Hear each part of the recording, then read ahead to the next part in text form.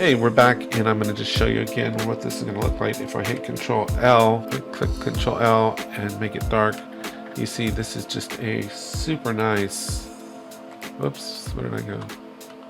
A super nice emissive color. Just really nice all the way around. Nicer than usual. Kind of iridescent glow on the outer edges. So this just has so much applicability. So we're just going to come out of this, especially for neon signs. So I'm going to hit stop, and then we're going to hit delete here. Delete this. Force delete it. I just applied it to a cube. I'm going to hit Control L and make it light again. So here we're just in the first person template right now. So to get started with this isn't very hard to do. It just takes a few things. We're going to go right click and create material. And I'm just going to call this M_lit. And then we're just going to double click into it.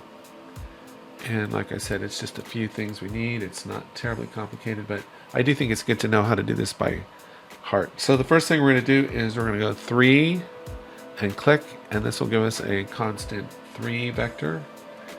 And then we're going to go ahead and convert this into a parameter, and we're going to just call this base, if it'll let me, base. And then we're going to double click on it. Now these are very specific color settings I'm going to give you. I guess if Unreal had a university, these would be the school colors. So it'd be 0.0042, and for the G, the green, it's 0.0148, and this is going to give us a dark blue, and this is going to be 0.010116, and that's good enough there. Now we're going to just do that again.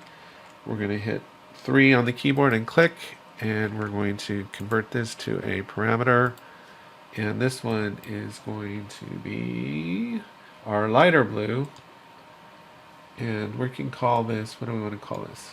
We'll just call this color number 2. So we'll just call it color 2. Or you know what, we'll call it emissive color, because that's really what it is. Now this is another very specific color, and like I said, this is a light and dark blue situation. So for R, red, the color is going to be 0.6368. And then under green channel, we got 4.19. And then under blue, we got 25. And that gives us a really nice blue color. So we have 2 really nice blue colors. And then we just need a few more things to do this. So to start, the base color goes into the base color like that. And then we're going to hit S on the keyboard and click, and this gives us a scalar parameter, and we're going to put this in for roughness.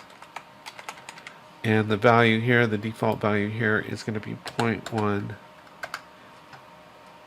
We can set it over here if it's easier. 0.1. And this just gets plugged into roughness there.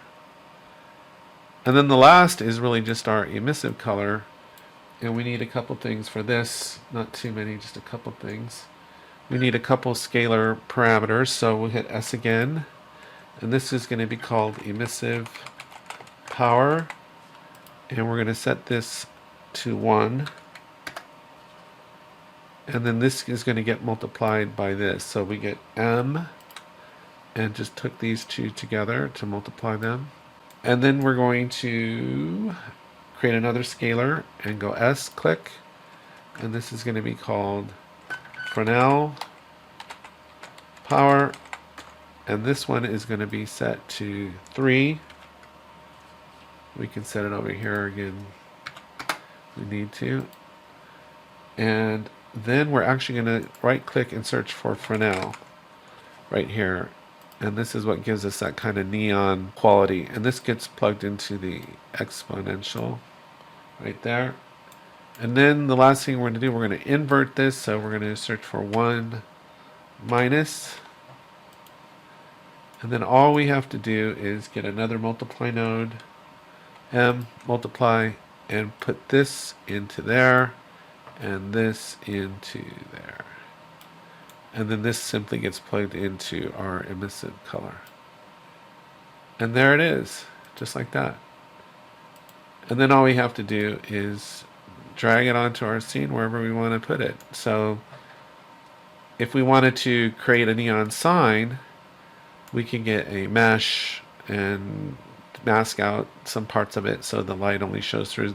Like I can just drag that right now right onto that mesh. But let's say I wanted to do a little bit more. I can go blueprint class, actor, and I can just call this BP sign. And then you can import things from all over the place. So let me come in here and I will add a static mesh here. And let's see what I can find over here. I think I have one for the Unreal logo. Let me see. Let's see. Logo. No, maybe I don't. This one. Yep. So there's the Unreal logo. We can compile and save this. And then what I can do is I can, whatever trigger I wanted, let's say I just wanted to trigger at the beginning of the game, drag off of here and just go set material. And then it's going to be that lit M underscore lit right there. And then just pop that into there and go compile and save. And now I have it as an actor. I can, as a class, I can create as many instances of these as I want. And of course, let me just rotate it this way. So now if I hit play, oh, where is it?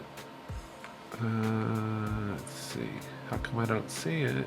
Oh, there it is. Why can't I see it? Let's drag it down. Let's try to play. There we go. And there we go. This is that simple.